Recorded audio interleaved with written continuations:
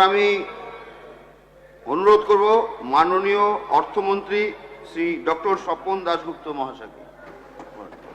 মাননীয় স্পিকার মহোদয়, দীর্ঘ প্রায় 11 ঘন্টার এই বাজেট নিয়ে আজকে ডিবেট হলো। প্রায় 70 জন বিধায়ক এর মধ্যে অংশগ্রহণ করেছেন। এটা একদিক থেকে গণতন্ত্রের একটা জয় হলো।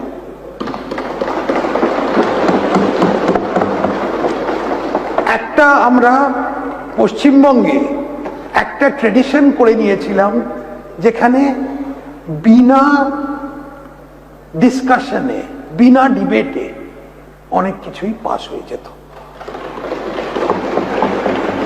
আজকে আমি যারা বিরোধী পক্ষে আছে তাদের ধন্যবাদ দিতে চাই একটা কারণে, যে তাদের যেটা শোভনদেব বাবু বললেন কনস্ট্রাকটিভ ক্রিটিসিজম, সেইটাই ছিল বেশিরভাগ ক্ষেত্রে তাদের ভাষণের মধ্যে। এটা খুবই দরকার। আমরা যারা সর্বভারতীয় ক্ষেত্রে রাজনীতি করেছি তারা অনেক সময় দেখতাম যে বিভিন্ন রাজ্য আছে যেখানে বিবাদ থাকতে পারে, বিরোধিতা থাকতে পারে, কিন্তু রাজ্যের উন্নয়ন নিয়ে যখন আসে তখন দুই দলই এক হয়ে যায়। এই ঐতিহ্যটা যদি আমরা পশ্চিমবঙ্গে আনতে পারি তাহলে এটা একটা বড় পদক্ষেপ হবে। মাননীয় স্পিকার মহোদয়, আজ এই বাজেটের চর্চাতে একটা প্রশ্ন সবাইকার মনেই ছিল, অনেকের মনেই ছিল, যে 8,15,891 crore টাকার ঋণের বোঝ নিয়ে আমরা সামনে কিরম ভাবে চলতে পারি। আমাদের কাছে অনেকগুলো অপশন ছিল। একটি অপশন ছিল যে আমরা কিছুই করব না, পঙ্গু হয়ে বসে থাকতে পারি, হাত গুটিয়ে বলবো যে এটা বড্ড বড় একটা সমস্যা, কিছুই করব না। আরেকটা সমস্যা ছিল, আরেকটা অ্যাপ্রোচ ছিল যে আমরা যে টাকাটা পশ্চিমবঙ্গের ন্যায্য টাকা, যেটা আমরা কোনো কারণে রাজ্যে আনতে পারিনি, সেটা নিয়ে আসব।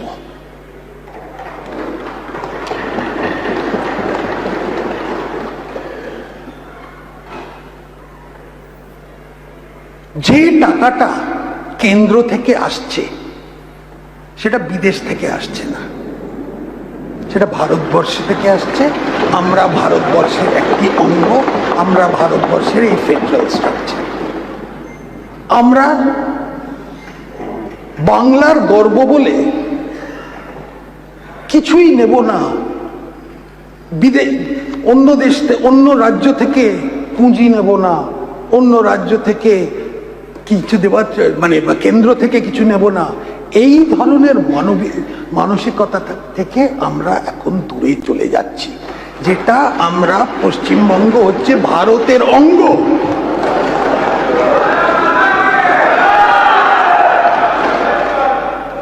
তাই আজকে যদি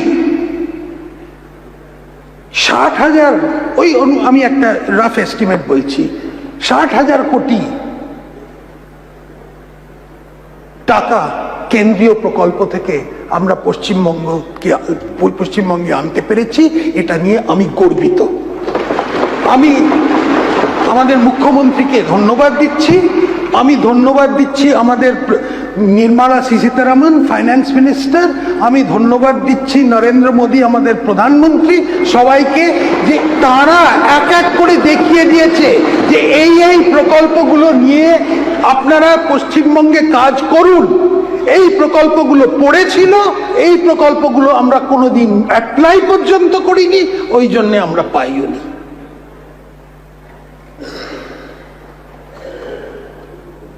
অনেক 90 মিনিট আমি এর আগে ভাষণ দিয়েছিলাম বাজেট স্পিচে, অনেকে বলেছিল বড্ড বেশি লম্বা। এটা কারণ হচ্ছে এমন এমন প্রকল্প ছিল যার নাম পর্যন্ত আমরা জানতাম না, যেটা যে আমরা যে এটা যে এক্সিস্ট করে সেটাই জানতাম না, আমাদের কাছে এটা আনতে হয়েছে। তাছাড়া আমাদের আরেকটা অনেক কিছুই একটা চিন্তা করে একটা কঠোর অপ্রিয় কতগুলো জিনিস করতে হয়েছে। অপ্রিয় মানে আমাদের কাছে অপ্রিয় না, অনেকের কাছে। সেটা হচ্ছে যে এই বালি খনি, মাইনার মাইন্স, সেখানে যেন পুরোপুরি ভাবে ফুল কমপ্লায়েন্স করি। এটা আমি জানি অনেকের কাছে অপ্রিয় হতে পারে, কিন্তু এর থেকে আমি মনে করি পশ্চিমবঙ্গে অনেক রেভিনিউ আসবে। মাননীয় মুখ্যমন্ত্রী ওনার ভাষণে কিছুটা তার একটা ইঙ্গিত দিয়েছিলেন যে কি পরিমাণে আসতে পারে। আমি মনে করি আপনারাই আশ্চর্য হয়ে যাবেন 8 মাস পরে যখন আমরা বলবো কতটা আসছে।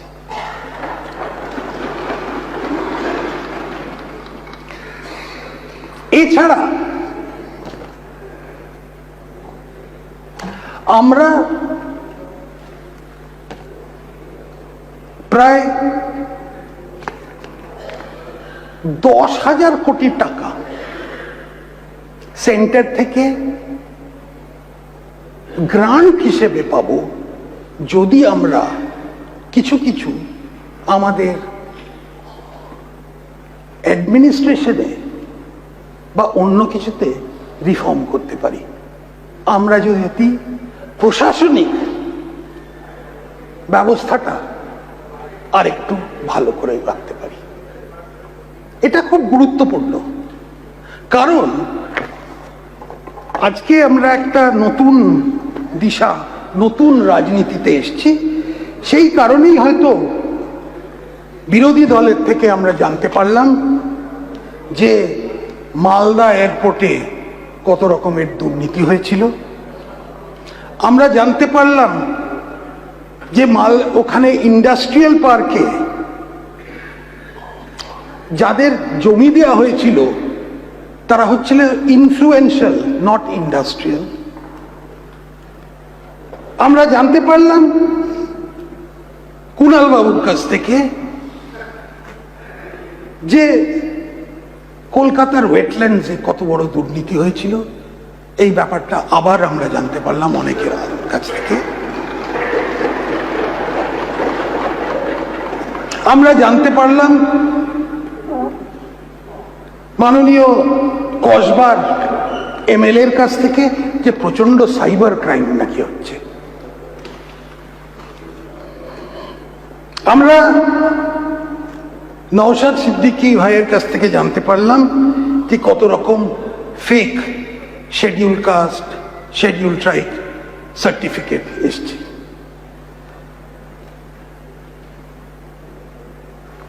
আর ঋতব্রত বাবুর কাছ থেকে আমরা জানতে পারলাম যে সুন্দরবনকে এতটাই নেগলেক্ট করা হয়েছিল যে কেরালার ব্যাকওয়াটার্সটা তার মানে সব টাকা ট্যুরিজমের টাকাটা নিয়ে গেল। তো আমার প্রশ্ন হচ্ছে, এগুলো তো আগে বলা হয়নি, এখন খুব ভালো, এখন একটা নতুন দিশা, নতুন রাজনীতি, এগুলো বলা হচ্ছে। কিন্তু যা হয়েছিল আগে সেটা কি আমরা ভুলে যাব?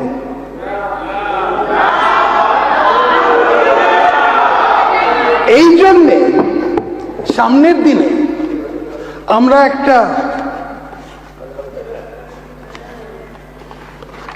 আমরা বিবেচনা করেছি যে সামনের দিনে আমরা অনেক ডিপার্টমেন্টের এক এক করে শ্বেতপত্র বা হোয়াইট পেপার আনব, যে ধরনের দুর্নীতি হয়েছিল, যে ধরনের হয়েছিল সব ডিপার্টমেন্টে, কোনো ডিপার্টমেন্ট বাদ যাবে না। অর্থনীতিতে অর্থ ডিপার্টমেন্ট, ফাইন্যান্স ডিপার্টমেন্ট বলবে যে তাদের এই ধরনের কি ধরনের অব্যবস্থার কারণে আমাদের এত বড় একটা ঋণের বোঝা হলো, কোনো ডিপার্টমেন্ট বলবে যে তাদের কেন প্রজেক্টগুলো অর্ধ সম্পূর্ণ হয়ে পড়ে চলিল, কোনো ডিপার্টমেন্ট বলবে যে তাদের রিক্রুটমেন্টের মধ্যে এত দুর্নীতি কেন হয়েছিল। আর সব ডিপার্টমেন্টই কন্ট্রোলার আর অডিটর জেনারেলের যে রিপোর্টগুলো এসছে, যেগুলো আপনারা দেখতে পাননি এতদিন ধরে, আমরা কেউই দেখতে পাইনি, সেইগুলোকে আমরা পাবলিশ করে দেখাবো। তো এইটা হচ্ছে আগেকার ব্যাপার। কিন্তু সামনের দিনে আমরা কতগুলো পদক্ষেপ নিয়েছি। আমি খুব খুশি হলাম শোভনদেব বাবু আর ঋতব্রত বাবুর ভাষণে, যে বললেন যে ডিএটা দিলেন খুব ভালো কথা, কিন্তু ওটা 2 মাস আগেও দিয়ে দিতে পারতেন। ঠিক আছে, হয়তো আমি বলছি না যে ওনারা ভুল কিছু বলেছেন। দেখুন, আমরা যে ডিএ দিয়েছি, আজকে ঘোষণা করেছি অগাস্ট মাস থেকে, অক্টোবর মাস থেকে যেটা দেয়া হবে, সারা ভারতবর্ষে কোনো রাজ্যে এক ট্রান্সে এমনি কেউ দেয়নি।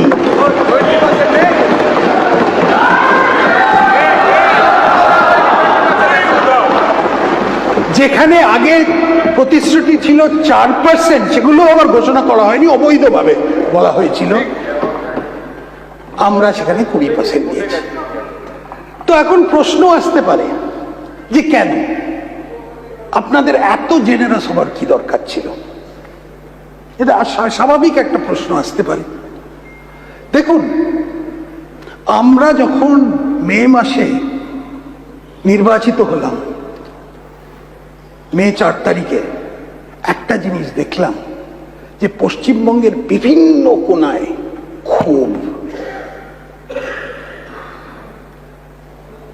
রাজ্য সরকারের কর্মচারীদের মধ্যে একটা ক্ষোভ, এতদিন ধরে বঞ্চিত হয়েছে, তো তাদের নাকি ওরা ভেবে পাচ্ছিল না কোথায় পাবো, কার কাছে এক ধরনের ন্যায় পাবো। ছাত্র ছাত্রীরা বা তাদের অভিভাবকদের মধ্যে একটা ক্ষোভ যে একটা কি ধরনের টিচার তোমরা এনেছো, সেটা কি, তারা কি সত্যি টিচার না তারা চাকরি মানে টাকা দিয়ে টিচার হয়েছে। এই ধরনের অনেক রকমের ক্ষোভ ছিল। এই ধরনের ক্ষোভ নিয়ে একটা সামনের দিনে একটা রাজ্য চলতে পারে না। তাই জন্য একটা হাসি মুখে যদি একজন লোক রাজ্য চালাতে পারে, আমরা সেই পদক্ষেপটা নিলাম। সামনের দিনে আমরা তাদের পুরো সহযোগিতা দাবি করছি, আর আমরা পাবো। কেন, আমাদের কাছে একটা বড় একটা মিশন, একটা আমি যেটা কথাটা বলেছিলাম, এটা মিশন আমাদের কাছে। কেন, এটা শুধু একটা সরকার বদল না, একটা নতুন একটা দিশা আমরা দেখাচ্ছি।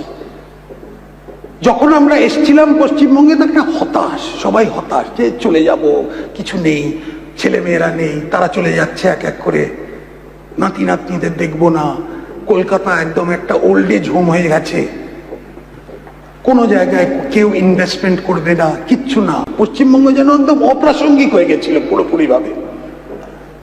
সেই থেকে একটা নতুন আশা আনতে হচ্ছে।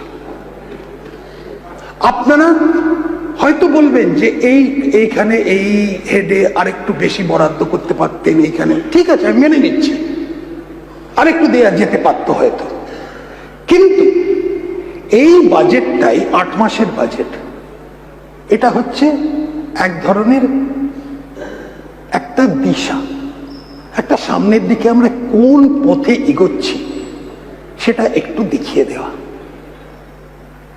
সব যে আমাদের প্রপোজালস গুলো আছে, সেগুলো সব এই একটা বাজেটের মধ্যে পূরণ করা যাবে না, জানি,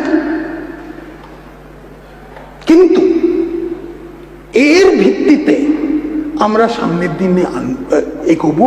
আর সব থেকে বড়, আমরা সারা ভারতবর্ষ এবং বিদেশে লোকদের বলবো, দেখো পশ্চিমবঙ্গ আবার জেগে উঠেছে। আমাদের একটা আমরা নিজেদের প্রাসঙ্গিকতা ফেরত পেয়েছি, আর আমরা এমন এমন ব্যবস্থা নিয়ে নিচ্ছি যাতে আমরা নিজেদের মাথা উঁচু করে থাকতে পারি। আমরা নিচ্ছি যাতে যেন কোনোদিন আর আরজি কর না হয়।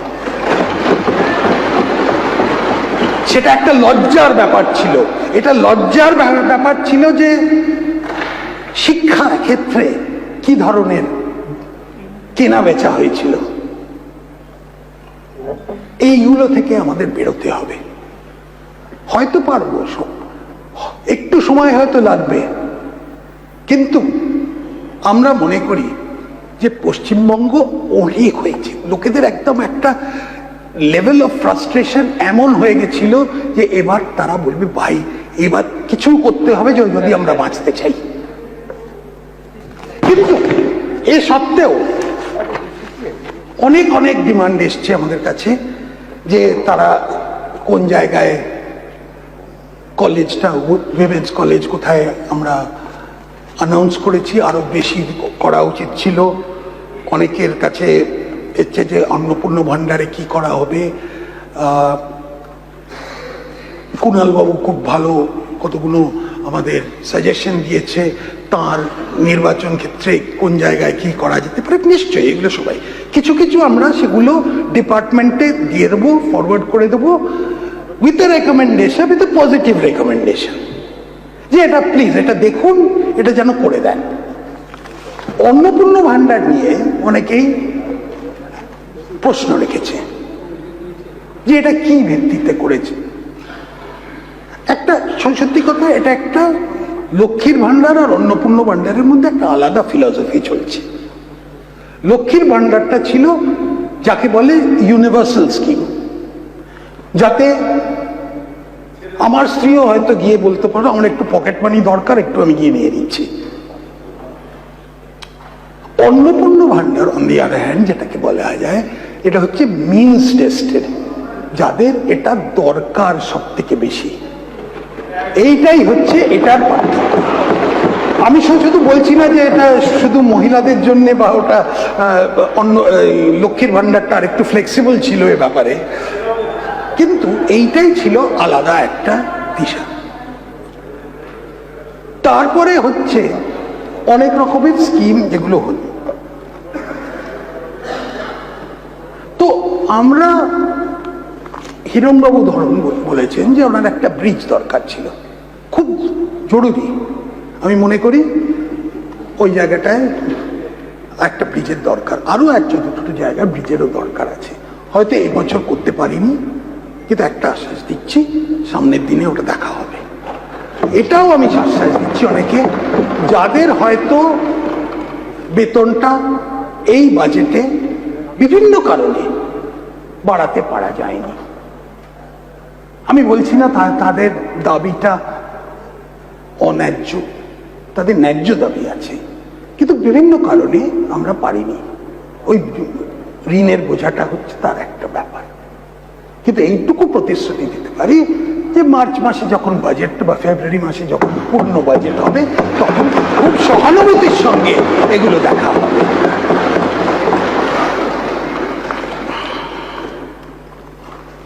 কিন্তু কতগুলো জিনিস আমরা সংশোধন করতে চাইছি অন্য বাজেট থেকে। দেখুন, আমরা মনে করি যে স্টেট এডেড কলেজ টিচার্স তাদের যে দাবিটা তারা রেখেছেন সেটা আমরা কিছুটা মেনে নিলাম। তাদের মাসিক রেমিউনারেশন 2000 টাকা বাড়িয়ে দেওয়ার ঘোষণা আমি করছি।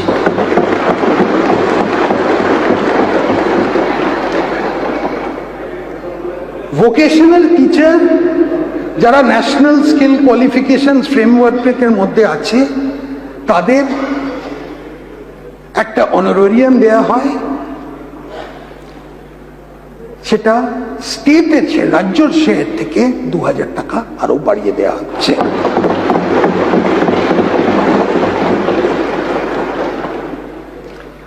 আমরা এটাও বলছি যে একটা ডিগ্রি কলেজ হেমতাবাদে আমরা এস্টাবলিশ করব, গঠন করব। আর একটা মহিলাদের জন্য কলেজ কালিয়াগঞ্জে আমরা নির্মাণ করব।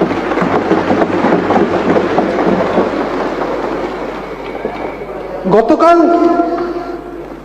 আপনারা দেখেছিলেন তারতলাতে যে ঘটনাটা ঘটল, এই ধরনের ট্র্যাজেডি, আর আমরা এখনো রেস্কিউ অপারেশন চলছে কোনোভাবে, যাতে এই ধরনের ঘটনা যদি হয়, ডিজাস্টার ম্যানেজমেন্টের একটা অংশ,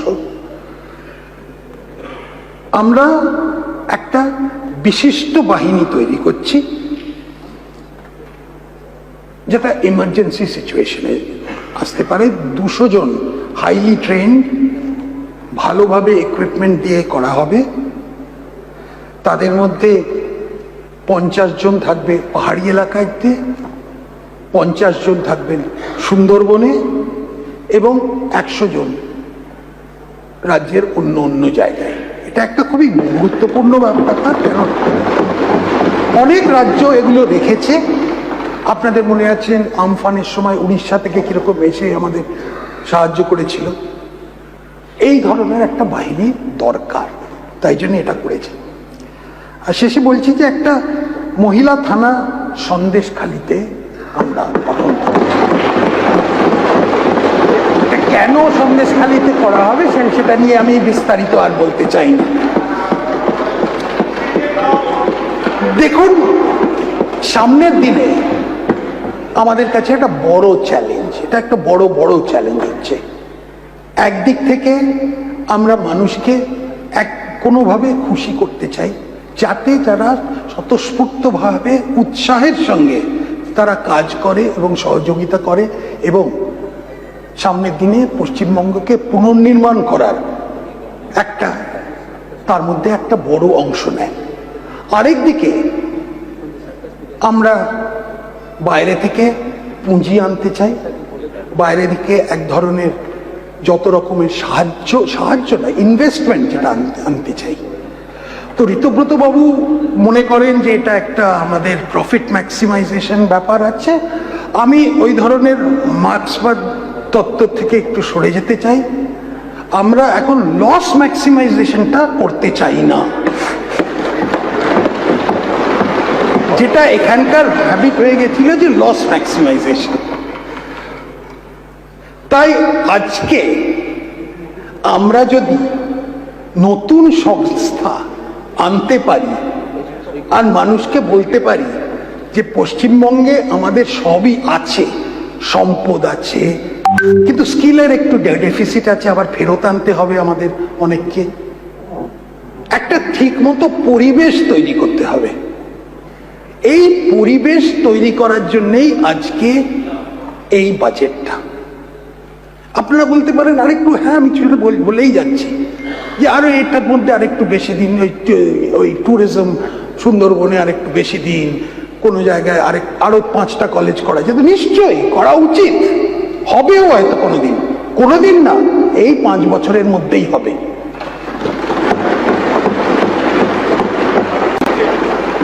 তাই আমি সামনের দিনে কতগুলো জিনিসের জন্য, আমি এগুলো বাইরের লোকেদের জন্য বলছি, যে কতগুলো অ্যানাউন্সমেন্ট ওর জন্য একটু অপেক্ষা করুন। অনেকে বলে না বাজেট স্পিচটা দেখবেন না, তার ফাইন প্রিন্ট দেখবেন, এটা সবাই এটা বলে। তাই এই নেক্সট 3 মাস মধ্যে পুজোর আগে আমরা West Bengal investment promotion framework including the new incentive policy এটা সামনে পেশ করব। স্টার্ট আপ পলিসি পুরোটা পেশ করব। গ্লোবাল ক্যাপাবিলিটি সেন্টার পলিসি সেটা পেশ করব। এটা খুব গুরুত্বপূর্ণ আমাদের কাছে, কারণ এইটা না থাকার জন্যে আমরা কিন্তু অনেক আইটি কোম্পানির ইনভেস্টমেন্ট পাইনি পশ্চিমবঙ্গে। আমরা নতুন একটা পলিসি নেব ক্লাউড কিচেন, মহিলাদের জন্য, যাতে তারা তাদের ব্যবসার দিকে তারা মনে দিতে পারে। আমরা ট্যুরিজমের, সেটা তো অলরেডি বলা হয়ে গেছে। আমরা একটা পলিসি করব, লিখতে হবে, সেটা awarding sports persons and clubs. আমি অলরেডি দেখেছি যে যে ফুটবল ক্লাবটাকে আমি সমর্থন করি, তারা নাকি খুব বলেছে যে তারা নাকি 1 কোটি টাকা অলরেডি পেয়ে গেছে। একটু অপেক্ষা করতে হবে এটার জন্যে, কিন্তু হ্যাঁ সত্যি তারা eligible.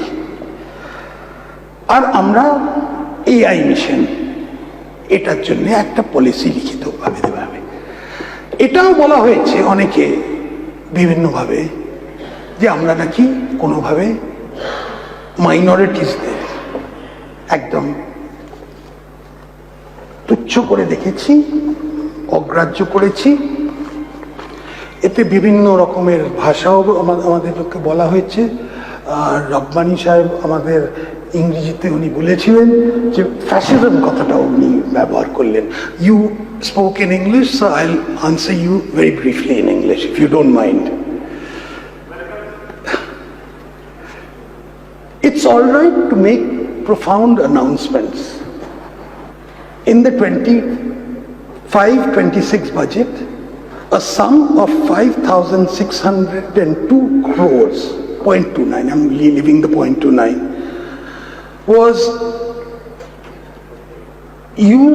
was apportioned by the Minority Affairs and Madrasa Department, whereas the actual expenditure was 2,852.77.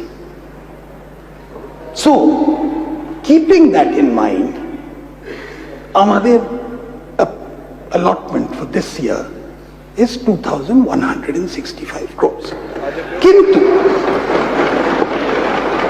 budgetary allotment. কিন্তু আরেকটা জিনিস আমি বলতে চাই, সেটা হচ্ছে যে আপনারা কি ভাবছেন যে আমরা যখন রাস্তা বানাই, আমরা যখন স্কুল বানাই, কোনো কি সাংবিধানিক বাধা আছে যে এরাই খালি এন্ট্রি করতে পারবে, অন্যরা পাবেন না?